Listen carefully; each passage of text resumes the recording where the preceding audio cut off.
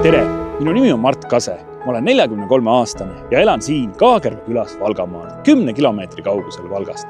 Ma olen otsustanud kandideerida Valga vallavanemaks sotsiaaldemokraatide nimekirjas.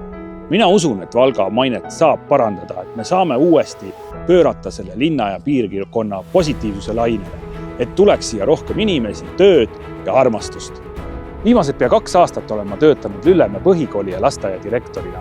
Ma olen näinud elu seespoolt Lüllemäel, Valgas ja kogu piirkonnas.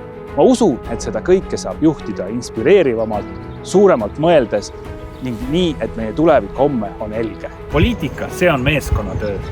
Loomulikult loeb inimese haritus, silmaring ja suhtlemisoskus, kuid otsustab see, kas me oskame teha koostööd ja olla üks tervik. Mina olen Katre Kikas, Tsirgulinna kooli direktor, Tartu Ülikooli noorem teadur ning Sotsiaaldemokraatliku erakonna Valga osakonna esimees. Kinnitan teile, et nendel valimistel tulevad sotsiaaldemokraadid Valgas välja oma nimekirjaga. Olen Ester Karuse, elupõline valgakas ja siin pidanud ka vallavanema ametit. Minu jaoks on oluline, kuidas läheb Valgal ja kuidas läheb Valga inimestel.